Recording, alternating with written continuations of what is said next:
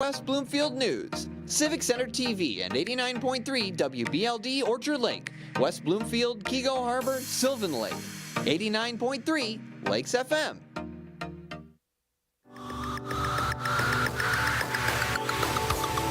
It's the Megacast, an hour-long TV and radio streaming show keeping you informed on the day-to-day news. Live from West Bloomfield, we're bringing you the news, updates, and information impacting communities around Michigan. Join our host, Tyler Kieft, as he talks with community members, business leaders, and professional experts about the stories that impact you.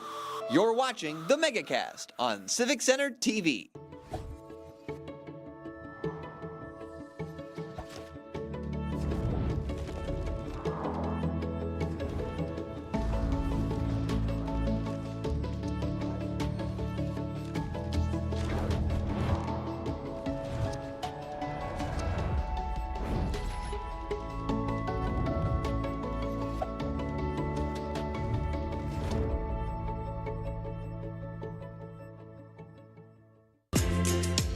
Like what you see? Beautiful works of art, masterworks of metal, and accomplishments of artistry will be on display near you. All kinds of artists from all walks of life come together to celebrate their skill and appreciate their work's beauty.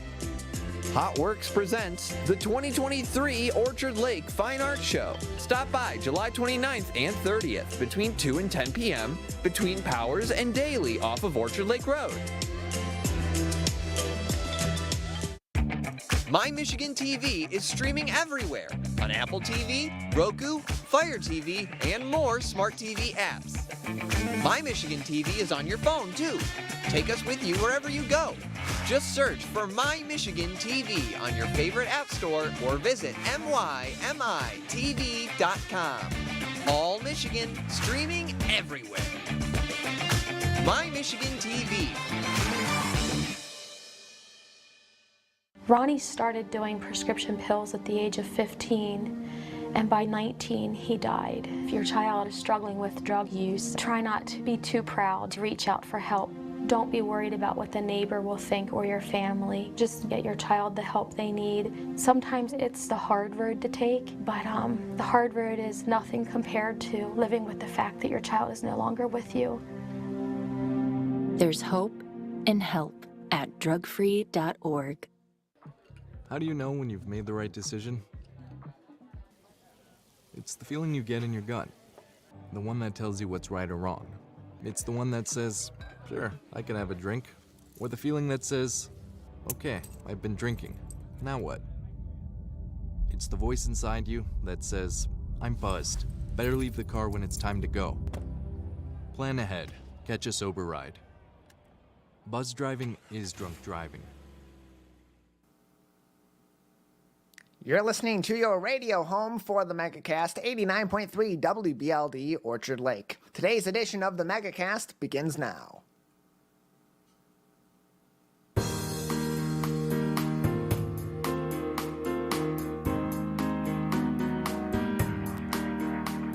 Welcome to the Megacast, our live daily TV, radio, and streaming show talking about all things Oakland County and the state of Michigan. I'm your host, Tyler Kieft. You can always stay tuned and join us each and every day all throughout Oakland County on community television and radio stations serving the greater West Bloomfield area with our flagship Civic Center TV and our co-flagship My Michigan TV statewide, as well as in other local communities right here in Oakland County through your own local TV and radio networks by visiting civiccentertv.com/megacast. That lists everyone that joins us Monday through Friday for our live shows, 10 a.m. to 11 a.m. each and every day, as well as live to tape and on demand as well. civiccentertv.com/megacast, whether you're watching us every single day live in your community from 10 to 11 a.m. or throughout the afternoons, evenings, and weekends, or anytime on your time, on your smartphones, on your laptops, on the web, wherever you watch or listen to the Megacast every day. It's always on civiccentertv.com/megacast. Another great place to go for local resources, news, and information is our local news page on civiccentertv.com, where we link to the top stories making headlines each and every morning here in Oakland County, and of course those statewide stories that also have an impact on our local area here in Oakland County. Our top story this morning comes from Marina Johnson at the Detroit Free Press, as officials at Michigan's Department of Environment, Great Lakes, and Energy, otherwise known as EGLE, have extended air quality alerts in our local area once again, with an alert now spanning all of this pre-4th of July Friday today. The alert extension affects us here in Oakland County as well as our neighbors in Wayne, Macomb, Washtenaw, St. Clair, and Monroe counties.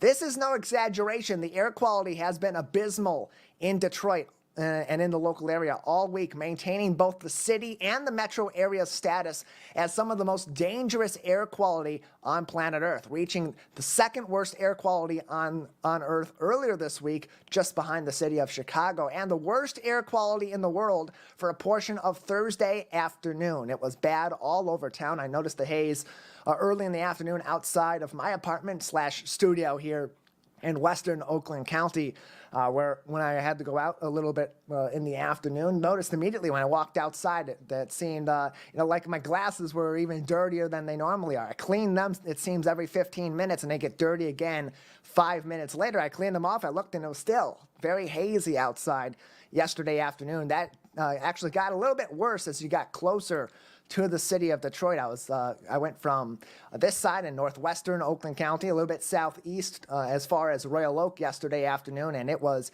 even hazier out that way throughout much of the early and late afternoon as I made my way back home later on. I mean, it's like Cheech and Chong summer out there. All you're seeing is like the smoky overlay over your eyes each and every day. So again, there will be a range of, a lack thereof, air quality here in Metro Detroit, especially here in the Oakland County area, with IQ Air expecting parts of Metro Detroit area to range from anywhere from simply being dangerous for those with respiratory conditions like asthma or emphysema or COPD to being dangerous for everybody, much like it was yesterday and Wednesday and even on Tuesday.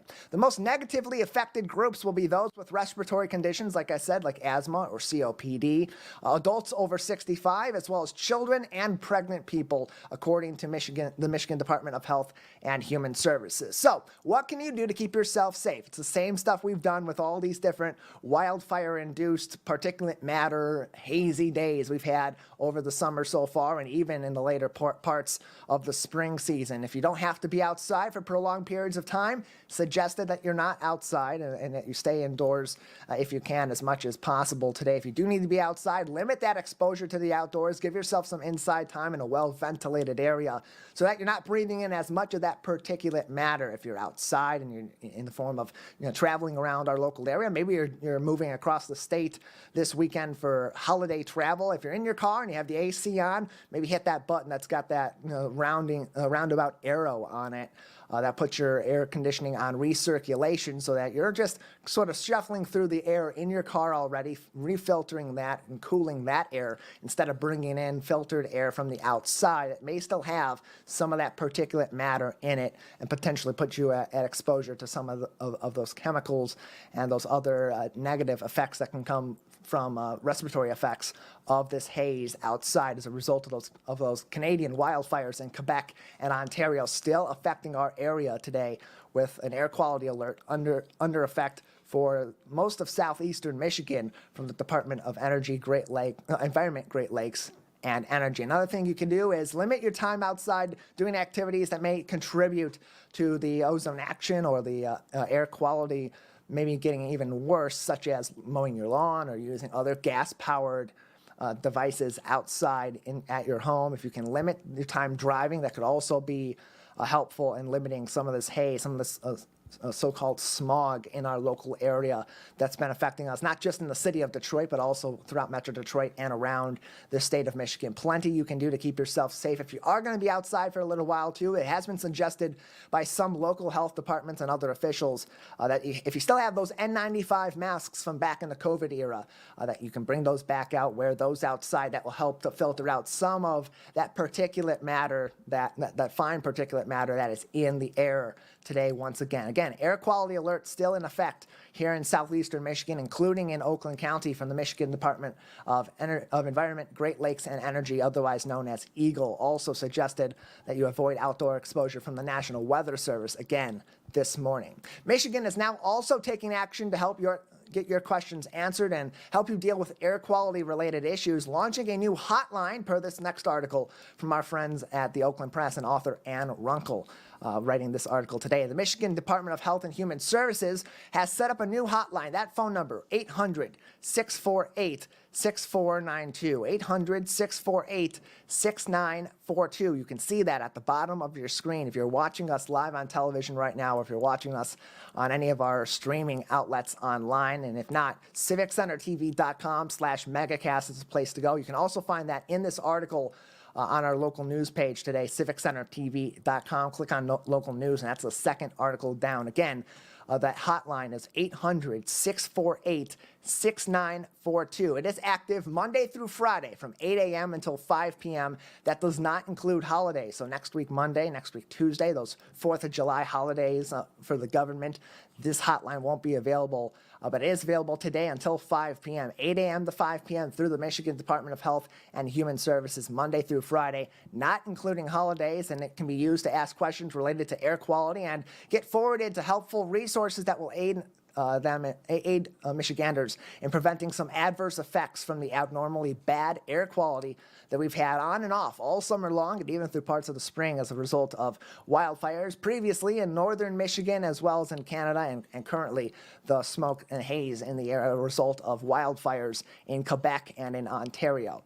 In addition, color-coded advisories are now being issued by the Michigan Department of Health and Human Services and other state departments in regards to air quality as that continues to fluctuate, with green indicating healthy or normal air conditions, and also there are varying escalating levels of unhealthy levels of air quality, of lower air quality, that begin with yellow and range from yellow to orange to red and finally purple at the most severe. Today, Michigan begins under the orange level advisory, so a higher risk for people with pre-existing respiratory conditions or ailments and other vulnerable groups, as we mentioned earlier, such as children, the elderly, people over 65 years old, pregnant people as well, at a higher risk for some of these adverse effects of the haze in the air this morning and throughout the day, but also some additional harm to those that may be without those risk factors if they have prolonged exposure to the outdoors with these conditions as they currently are. More information can be found in this article from the Oakland Press on our local news page. They also link to another resource where you can find even more information on air quality alerts. That is enviroflash.info. Enviroflash.info. That's at the bottom of this article if you click through to this article from our friends at the Oakland Press, making headlines this morning on our local news page. In addition, making news this morning on our local news page from the Detroit News' Craig Mauger and George Hunter. If you're out on the road holding your phone and listening, or even worse, watching the Megacast while on the road, toss it on the passenger seat right now. The new extensive statewide ban on use of handheld devices and the expansion of distracted driving laws in Michigan are now officially in effect. Governor Gretchen Whitmer signed these laws into the books on June 7th, prohibiting drivers from taking or making phone calls, sending text messages, looking at emails or social media without hands-free capabilities, and other distractions such as recording videos using social media, as I mentioned, also part of that. The main culprit here, the main focus is preventing you from using your phone to make phone calls, holding it to your hand, not having both hands on the wheel and both eyes and full focus on the road. So no making phone calls, no sending text messages, no looking at your phone to look over emails or to look over social media, even at red lights. That is no longer permitted when you are physically behind the wheel and on the roads here in Michigan. Texting and driving was already illegal, but now that now includes these laws anything that's not hands-free use of your cellular devices or other devices in your phone. In-car technology such as Apple CarPlay or Android Auto is permitted, that allows you to simply tap a button or swipe on a screen to accept phone calls.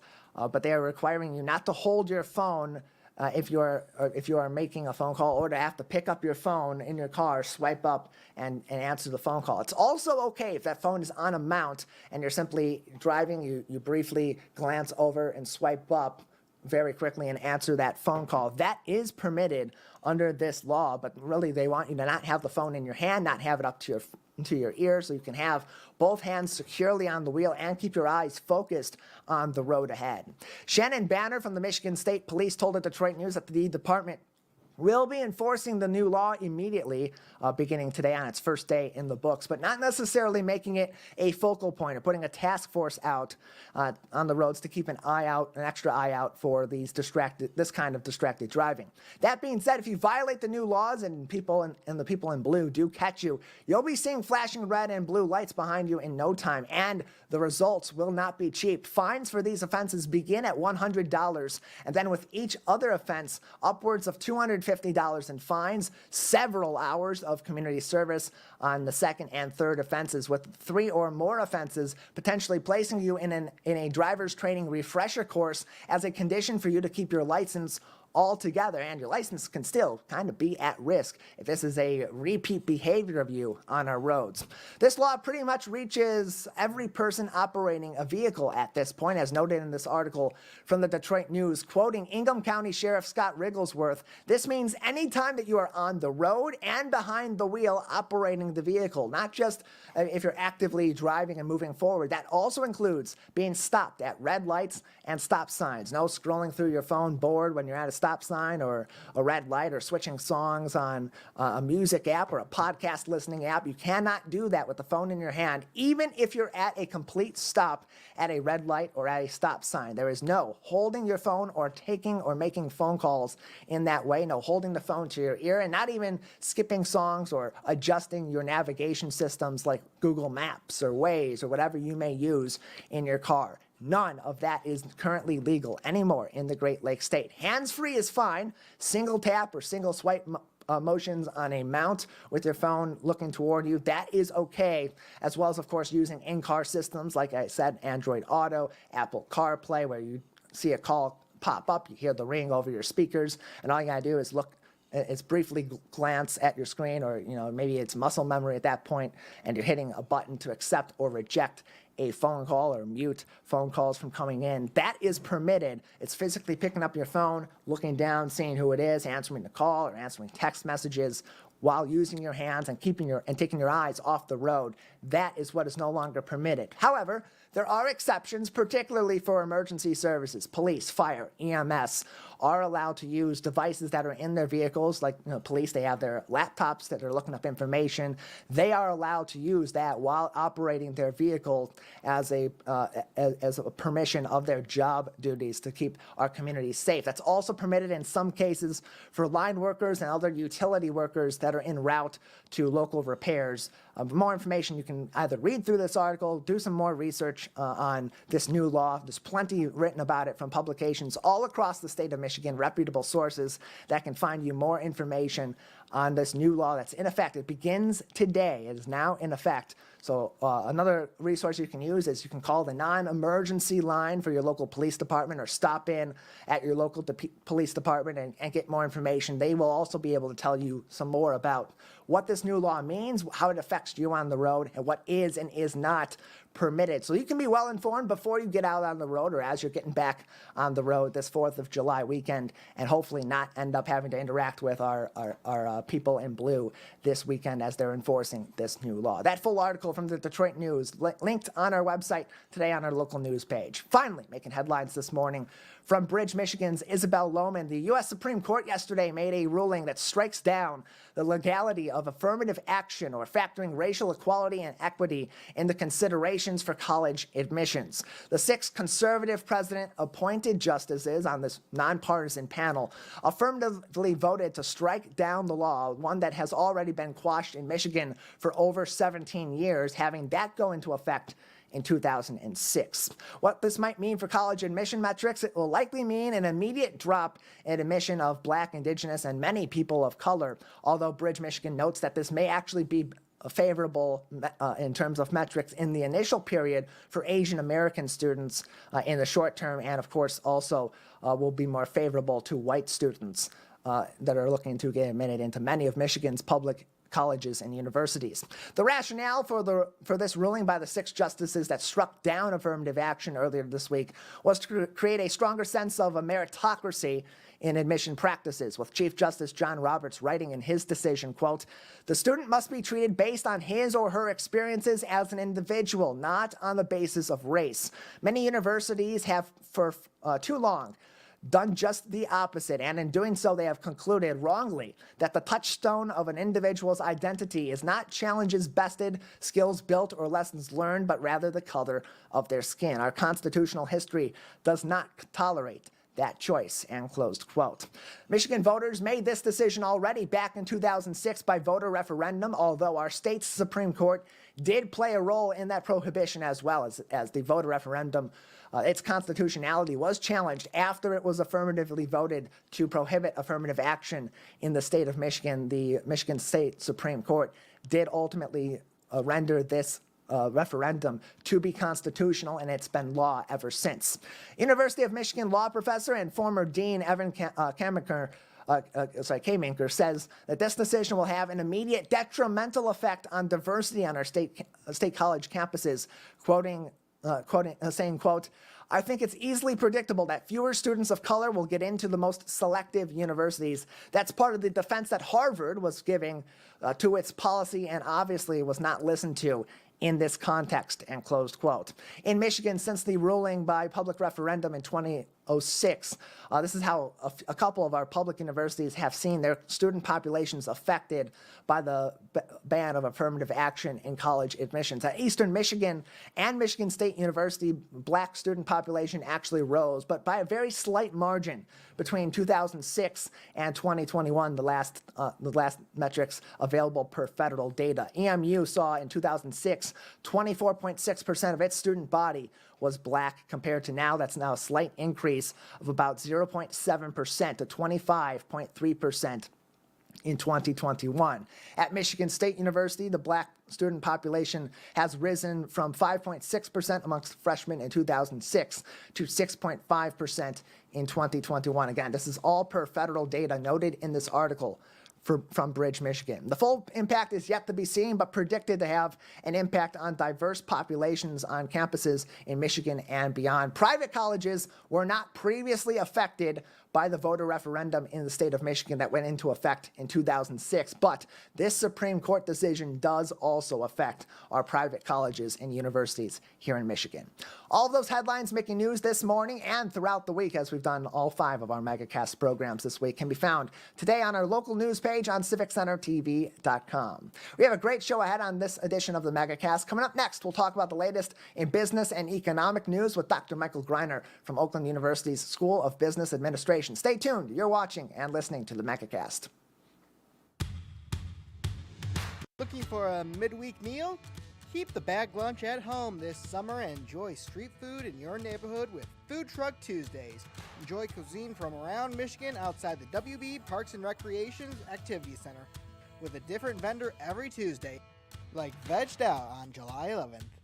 All summer, every Tuesday, Food Truck Tuesday. This community update from Civic Center TV and 89.3 Lakes FM. There are many different kinds of noses. Our noses can sniff out all kinds of things.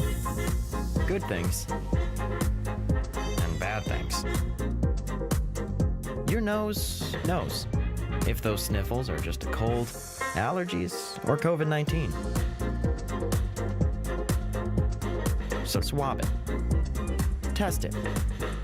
It's good to know.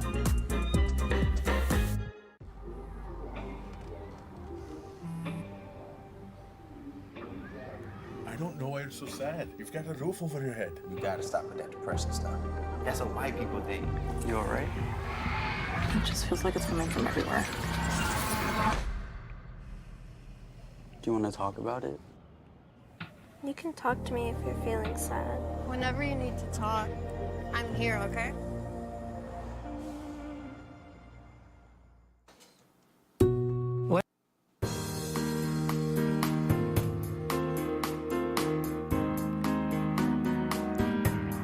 Welcome back to the Megacast, our live daily TV, radio, and streaming show talking about all things Oakland County and the state of Michigan. I'm your host, Tyler Kieft. You can always find more information about our program on our website, civiccentertv.com/Megacast. That includes all of our partnering stations joining us live and live to tape each and every day with our new programs, live from 10 a.m. to 11 a.m., as well as at other times all throughout the day in your local area. And those links also help you find more information on original programming all about your hometown in your hometowns all across Oakland County. civiccentertv.com/Megacast. That's also where you'll find all of our full episodes and each individual segment on demand. Joining us now, as he does each and every week, to talk about the latest in the business and economic sector is Dr. Michael Greiner, an assistant professor of management at Oakland University's School of Business Administration. Dr. Greiner, thank you as always for joining us. Happy Friday. Yes, happy Friday to you. It's great to be back. Yeah, glad to have you on, as it's been another busy week in news in the business and economic sector. And perhaps the biggest news over the last 24 hours has been a decision by the U.S. Supreme Court to overturn affirmative action. That particularly going to affect college admissions, and especially college admissions for Black, Indigenous, people of color populations. So what ultimately does this decision affect, and how can we maybe see it have an immediate effect on admissions to colleges, not necessarily this coming fall, but the next class over? Well, in Michigan, we're kind of in an interesting situation in that, as you may recall, back in, I think it was 2006, we passed a Proposal 2, which changed the Constitution to make it that Michigan colleges were unable to consider race as part of their admissions process anyway. So it's not like this is something that hasn't already been kind of factoring into Michigan colleges' decisions. And actually, one interesting thing about this is that the case that was originally brought, before the Supreme Court last time, is Grutter v. Bollinger. I'm sure many people remember that. That was actually a University of Michigan case. The University of Michigan was essentially told to change the process that they used for considering race, but we're still allowed to use it.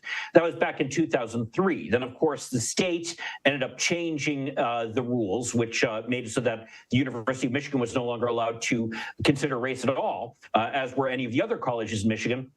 And as it turns out, the University of Michigan has since struggled with trying to recruit as diverse a student body as they had previously. And in fact, they specifically had filed a friend of the court brief with the Supreme Court, essentially describing their experience since there was this change with essentially banning affirmative action from their admissions decisions. And what they showed is that they've really had to make a lot of effort to try to reach out to other communities. But even with doing so, there has been a drop in the percentage of students, particularly students of color, relative to their overall population in the Michigan student population. So we are actually kind of at the center of this whole debate here in Michigan. Now, the schools that are most affected, it appears, will be the more selective ones. And in Michigan, there actually will be some schools that are affected, and those are the schools that are private schools, because the constitutional amendment to the state constitution only affected public schools, so schools like U of M or Oakland University or Michigan State. But there are some pretty selective private schools here in Michigan, like, for example, Kalamazoo College or right down the street from us, Rochester College. Either one of those schools now are not going to be able to consider race as part of their admissions decision. And from what I've read, it sounds like it's not going to have a huge impact on how they proceed, but certainly it could have an impact based upon what the University of Michigan has experienced in the percentage of the student body in other states that is made up of minority students. And this is a decision that was made earlier on this week. The case in particular was Students for Fair Admissions Incorporated versus the President and Fellows of Harvard College. That is Supreme Court Case 20-1199, in which it was then ruled in the affirmative that the admissions program, this is per the Supreme Court's website at supremecourt.gov, the admissions program at Harvard College and the University of North Carolina violate the Equal Protection Clause of the 14th Amendment. That is what was being argued in the affirmative opinion by 6 of the Supreme Court's justices, with the rest of the board then voting against this particular bill. Also making news this week, Dr. Greiner, was Michigan's receiving over $1.5 billion to extend its broadband internet infrastructure. This is part of a over $240 billion plan from the Biden administration to expand high-speed internet access across the United States. So tell us about this program and how it might actually help to expand Michigan's high-speed internet infrastructure, especially in places that are maybe not necessarily having as great of access to that high-speed internet at this time. Yeah, this was actually exciting news for everybody here in Michigan, certainly for the administration, who have been making expanding internet access here in Michigan a priority. And it's really an economic development issue. You know, I was trying to kind of think of an analogy here. And what I was thinking of is it's like when we first started getting electric across the country, when we first started getting phone service. Obviously, the urban areas, the areas that where a private entity is able to attach a lot of properties very quickly and make a profit essentially from charging them for that service, those areas are going to be the most quickly attached. The ones that tend to take longer to essentially get the benefits of the rest of the grid are those more rural areas. And indeed, we've seen that here in Michigan, where especially areas, say, in the upper part of the Lower Peninsula and in parts of the Upper Peninsula, they do not have broadband internet access, and that essentially makes that they're unable to participate in the economy as it is today. I mean, I see this all the time, and I'm sure that you see this as well. You know, when I'm doing my research now, I don't even need to go to the library anymore. You know, everything is done online. The fact that I have broadband internet access is a huge, it's not just a convenience. I mean, it's time is money. You know, you're able to take care of things so much more quickly and so much more efficiently and have access to so much more information than you would otherwise, as well as doing things like what we're doing right now, just having a meeting virtually over the internet. Things like that are not available to people in large parts of Michigan. And so this additional funding is going to essentially allow us to be able to bring those people into the grid and kind of enable them to join the 21st century as it is right now. Yeah, it kind of all ties back to what's been an argument, especially in the last 5 to 10 years, but really over the last couple of decades, about how much internet access really is to be considered an essential utility, like you would have heat or air conditioning, water access, gas access, and the like. Internet access now being part of that discussion, and certainly why it's being focused on by the Biden administration at the federal level, as well as the Whitmer administration here in the state of Michigan. It's the difference between being able to, like you said, do your research, do your schoolwork online, apply for jobs, and especially paying your bills too. A lot of that also now online, with some companies even requiring online bill paying. Also making news this week, Dr. Greiner, on the automotive side, as Michigan continues to be on the forefront of that sort of transition we're seeing in automotive from internal combustion engines to electric vehicles. Ford has actually been cutting some jobs, or potentially may cut jobs, in their transition to electric vehicles. That is really ticking off the UAW, especially as they come toward potentially going on strike. Tell us about that, how that may, how this transition to electric vehicles is already affecting potential future jobs right here in Michigan. Yeah, well, it's kind of a tough time right now, because you have to remember the current UAW president was only recently elected. The first time they've actually had direct election of officers at the UAW, you know, after there was a scandal a few years back. And they essentially changed their processes to allow the individual members to be able to vote for the presidents. And this current president ended up essentially campaigning and saying that he wanted to be tougher on the automakers, essentially win back some of the concessions that the workers had made back in 2008, 2009 as a result of the financial crisis, and to help the automakers survive. But also we have the issue where there were the lower tiers of workers, where certain workers are paid less than other workers, and the current president wants to do away with that. And what's more is there's constantly been this process of essentially bidding out many of the things that once were done in-house by the automakers. You know, it's been something that has really been noticeable. Certainly there are benefits to trade, and this is something that goes back to a bigger issue that we talk a lot about in our economics classes, which is the overall benefit that you get from trade. But the disruption that occurs in local communities as jobs essentially are shipped overseas that are more efficiently done elsewhere has been very disruptive. It's been very hard for these communities to recover, and certainly we've seen evidence of that, here in Michigan, where a lot of auto-related jobs have moved not just to other countries, but even to other parts of the country here in the United States. There are other parts of the country where they're able to pay lower wages, where you have lower union penetration. And as a result of that, the UAW now is kind of trying to push back on those trends and say, we want to take a more aggressive stance. We don't want to essentially let the, kind of give everything to the automakers. And we want to win back some of these concessions that we've made in the past. So the current president has actually sent a very strong message to the automakers that they should be prepared for potentially a strike when the contracts come up in September with the big three. So it's going to be interesting to see the way that develops. But this is all happening within the context of this shift to electric vehicles. And you've got a couple things going on with that shift. Number one, you've got the fact that there's kind of this whole, what comes first, the chicken or the egg syndrome. Are we going to have enough of the charging stations, or are there going to be charging stations then without vehicles to be able to charge? And so there's been this balancing act that both the automakers and the government has been kind of working, and we've talked about this before, to try to kind of bring both up at the same time. And the automakers, to their credit, have really invested quite a bit in developing their production of electric vehicles. Ford is one of the leading ones, and they right now are producing, I think, around 600,000 electric vehicles a year, and they're hoping in the next couple of years to get it up to 2 million. They think that they'll be profitable once they get up to that 2 million in about, I think, 2026. But up until now, they've been losing money hand over fist doing this to the tune of $3 billion.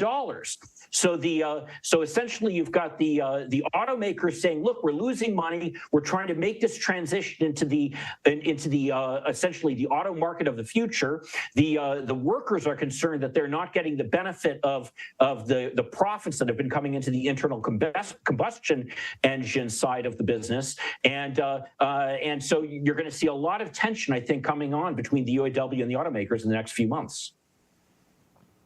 How much of this is connected to cost-cutting efforts by the big three in particular, which are where this UAW president really is expressing that potential for a strike? How much of this is connected to cost-cutting because of supply chain issues? We know that the Detroit News this week had mentioned that the House Committee on China was discussing or was lobbied by the auto execs in our local area that the supply chain is really affecting their ability to be competitive on a worldwide level and is costing them a lot of money. Those continued issues on the supply chain, getting internal combustion engines out. And certainly that's got to be playing a role in the creation of electric vehicles, with a lot of these microchips that are key parts of these electric vehicles still being produced in Taiwan and in China and other parts of the world. How is that playing a factor in the bottom line of these automakers and maybe even the reasons why they're cutting some of these jobs?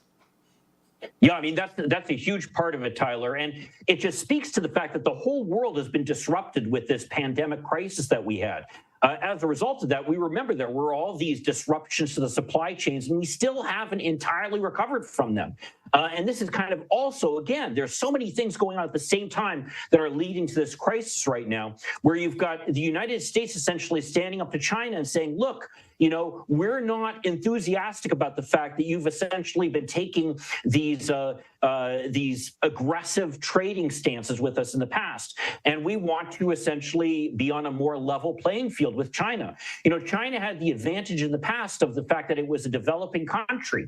So I think that there were a lot of countries, the United States included, who were kind of giving it the benefit of the doubt and saying, look, we're going to essentially give it a wink and a nod with its trade practices and allow it to engage in some practices that, frankly, we would not allow in most other countries. Examples would include things like equal access to each other's markets. You know, there's an example of where Chinese automakers for autonomous vehicles are actually testing their vehicles in the United States right now, whereas American automakers working on similar vehicles are not able to test their vehicles in China.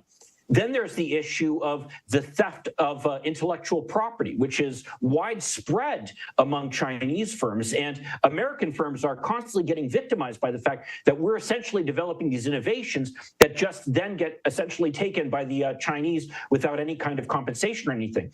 And we're seeing that, for example, with the electric vehicles, where right now, some of the largest manufacturers of electric vehicles are actually Chinese firms, and they're using technology in many cases that was developed here in the United States. And so there's kind of this sense that, you know, we don't want to allow China to kind of walk all over us anymore. They've developed now to the point where they are the world's second largest economy. They're one of America's largest trading partners, and it's time that they essentially have to play by the same rules that everybody else does.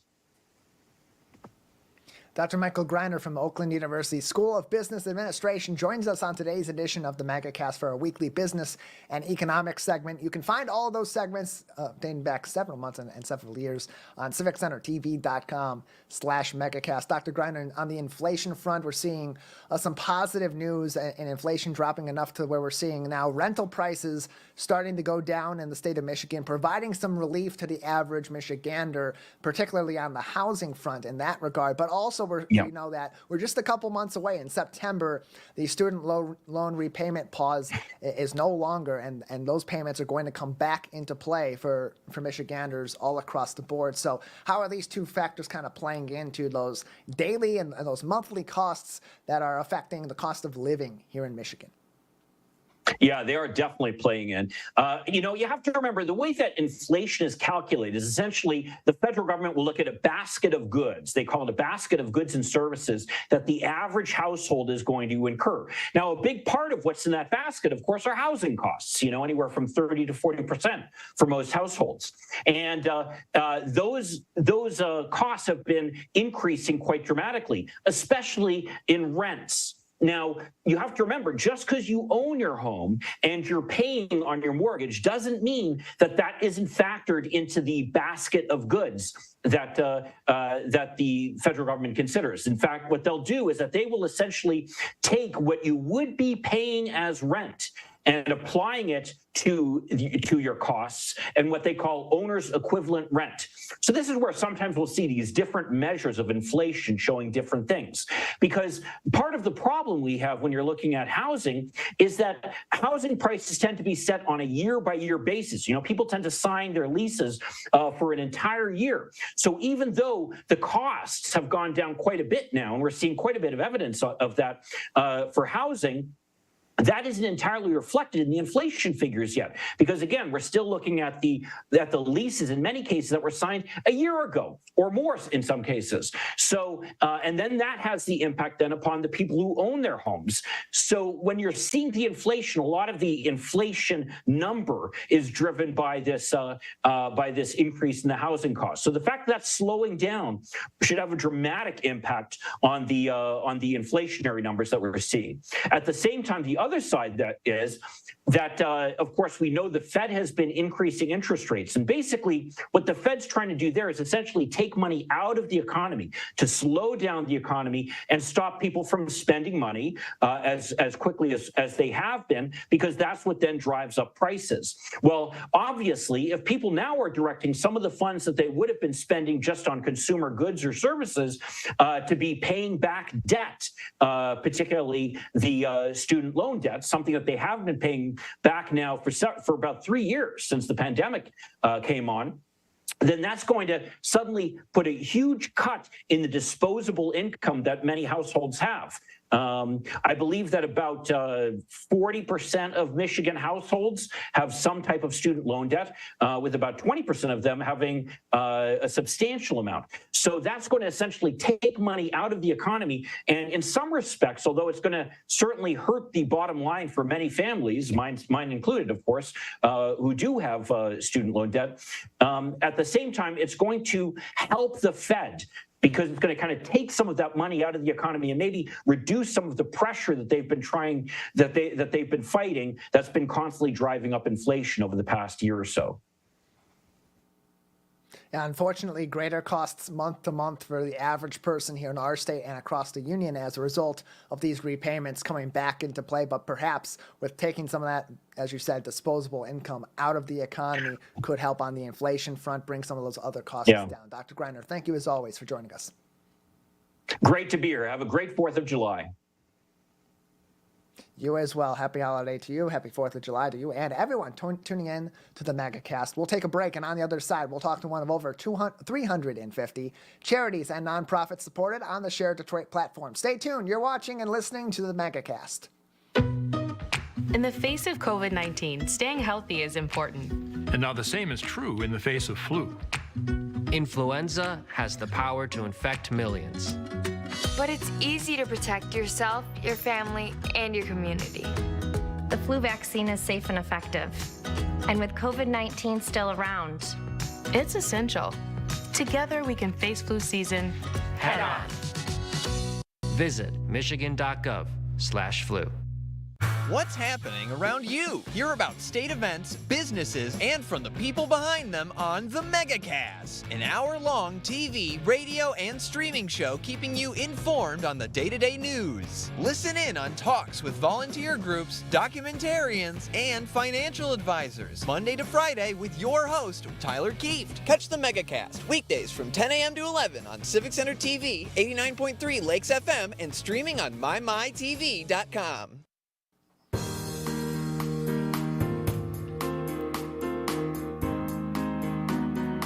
Welcome back to the Megacast, our live daily TV, radio, and streaming show talking about all things Oakland County and the state of Michigan. I'm your host, Tyler Kieft. You can always join us live Monday through Friday from 10 a.m. to 11 a.m. and find information on where we're broadcasting live in your community on television, on the radio, and online. CivicCenterTV.com/Megacast. Links to partnering TV and radio stations in your community with other original programming all about your community, as well as ways to find us on demand, full episodes, and each individual segment always available. CivicCenterTV.com/Megacast. Well, we know as our older populations age and get closer to that elderly age, more ailments come into play. Perhaps it becomes tougher for them to remain independent and remain safe in their homes. One local nonprofit is working to help make those situations a lot better for our elder populations, and that is the Interfaith Volunteer Caregivers, one of over 350 charities and nonprofits supported on the Share Detroit platform. Joining us now from Interfaith Volunteer Caregivers is Stacey Conte, their Community Outreach Coordinator. Stacey, thank you so much for joining us. Thank you for having me. Glad to have you on as we talk about this issue. It's something that affects many of those in our elder population in our local area. How do they balance keeping their independence and living out a normal and a high quality of life every single day, but also balancing their differing needs as they age, especially if they're suffering from a variety of different ailments in the process? So how does your organization come into play to help them navigate these sort of situations?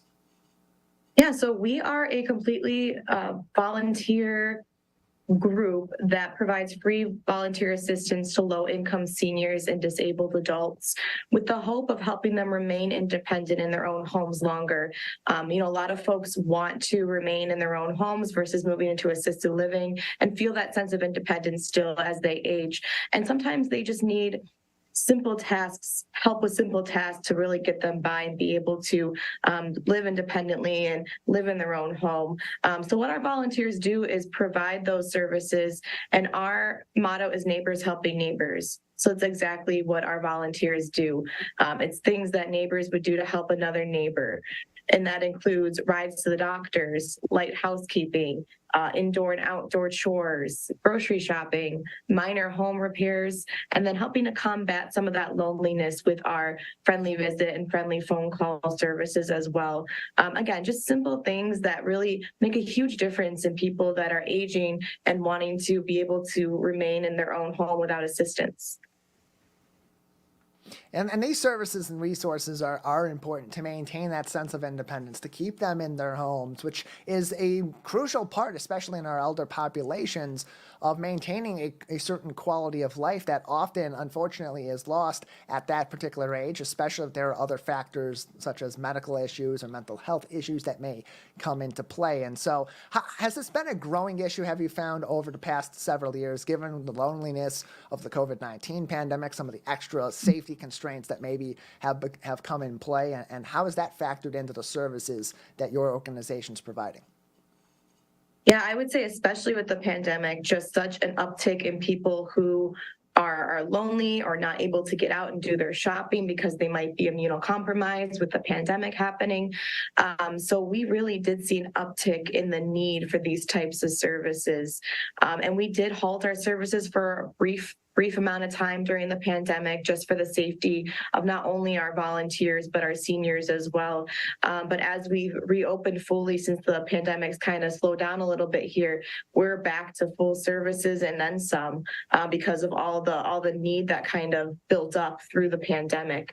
Again, getting to the store, that's something that was such a hard thing to do, but especially the loneliness, I would say, just those visits and those phone calls, interaction with other people, from those folks that are homebound and might not have any other family or friends available or around to keep them company or to help combat that isolation. So yes, there was a huge difference when the pandemic hit. It was a growing need before then, but that really did take a big toll on that population. And we're just trying to catch up now with all those types of needs and requests that resulted from the pandemic.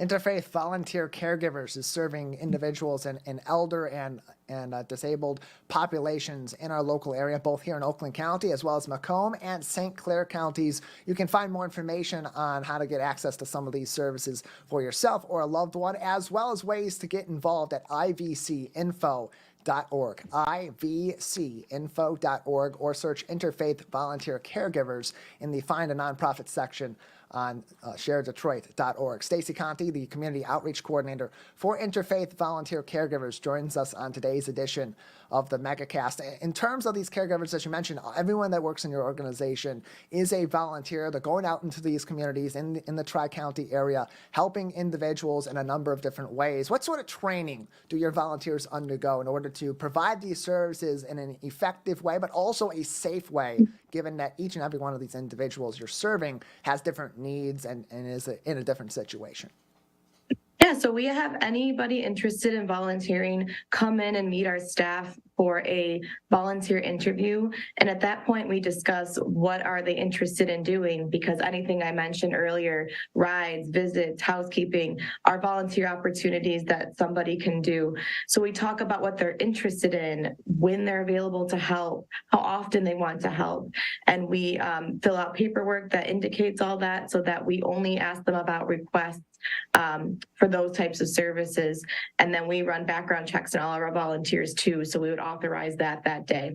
After the interview, the volunteer would come back for a new volunteer orientation. It's about a 2-hour presentation where we talk about what to do if there's an emergency with the senior while you're with them, processes on how you're going to be getting requests from us, ways to be empathetic toward our seniors, and just being aware of the physical, mental, and emotional changes they might be facing as they age, and just being patient and kind with when working with the seniors and offering them these services. So we do cover a lot of ground in those 2 hours, and it really not only talks about physical processes and things like that they'll go through as they serve with us, but again, more of those emotional and important mental health type of topics that we would talk about when working with seniors. So it just really is a great orientation. It covers a lot of bases, and I feel like that the volunteers do feel fully prepared to service those in need after the orientation, but we're always available for questions as well. And Stacey, you're on the forefront of this. You're communicating with these volunteers, with individuals that have these needs for these services and these resources in their homes to stay in their homes. Just how much of a difference does this make in the lives of older individuals in our communities and disabled adults in our communities to be able to have access to these services from volunteers in our local area? It makes a huge difference. There's been so many testaments from people we've helped that just the simple things that our volunteers are able to do, again, helping to rake leaves in their yard, driving them to an important doctor's appointment, visiting them once a week, it really does fill that gap that they need to be able to live independently. And to them, that just is all they want in the world. And a lot of our volunteers come out and say that they get out of this experience more than they put in, because it really is so rewarding and it does make a huge difference. And the appreciation that the people you're helping have is so great, and they're so great about letting our volunteers know how appreciative they are and how much of a difference it makes. But we know for a fact, we've run the numbers, that these types of services really do make a huge difference and help seniors be able to stay in their own homes as long as they want to and live independently as much as they want to. And you don't have to be necessarily an expert in senior care or in general caregiving in order to volunteer, get that training, and make these sorts of impacts. So if people want to get involved, what steps should they take to be able to provide this sort of help, this critical care to people right here in Oakland County as well as in our neighboring areas? Yeah, so as you mentioned, you don't have to have any type of formal training. We give you any information that you'll need to be able to serve. And what's great about our volunteer opportunities is that they're super flexible. So again, you pick what you want to do when you want to do it. We have folks that help once a week, once a month, once a year, and anytime you're willing to give is just makes such a huge difference. So we have that conversation about what you want to do, and we are with you every step of the way to help in your service. But if you want to take the first step and become a volunteer with us, you can visit our website, ivcinfo.org. There is a inquiry form. You can call our office at 586-757-5551 and let us know that you're interested in volunteering, not only individually, but we also do group projects too. So if you have a youth group or a school group or a church group looking to give back to the community, we have yard work projects. We've had groups do food drives for us. So just lots of opportunities. And the first step is just letting us know you're interested, and then we're with you every step of the way to help provide those services and make a difference.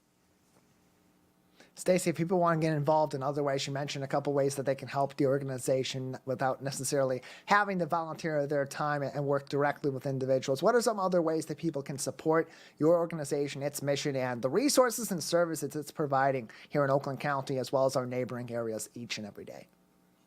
Yeah, so besides directly volunteering your time, we are always accepting donations. We are a donation-based organization, so you can call us and let us know you're interested in donating, and we can walk you through that. Or there's a donation button on our website.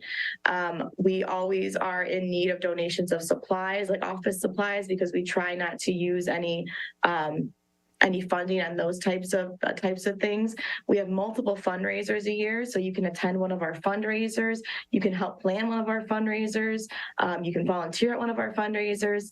You can also even just spread the word about the program. We have multiple churches in the community that will put a bulletin ad about our program so that people that need the help are aware. People who want to volunteer know that there's that opportunity. So even just being able to advertise for us in any way at a senior center, at a church, that really is another big way you can help with our mission and spreading the word.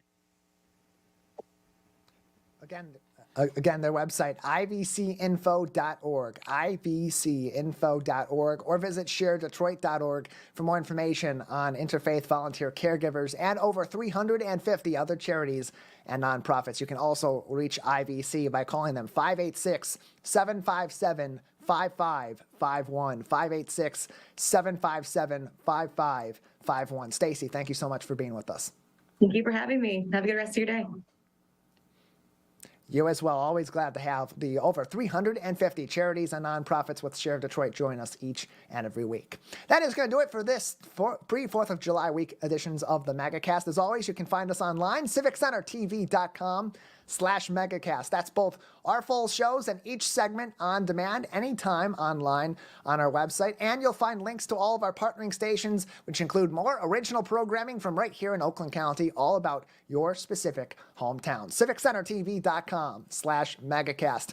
Huge thank you to each and every one of our guests this week, as well as our crew, Anthony Juba, establishing the broadcast out of Civic Center TV's studio today, and our director at Master Control at My Michigan TV in Troy, Jared Clark. Until next week, I'm Tyler Kieft. Take care of each other. Have a safe and fun holiday weekend, and we'll see you very soon.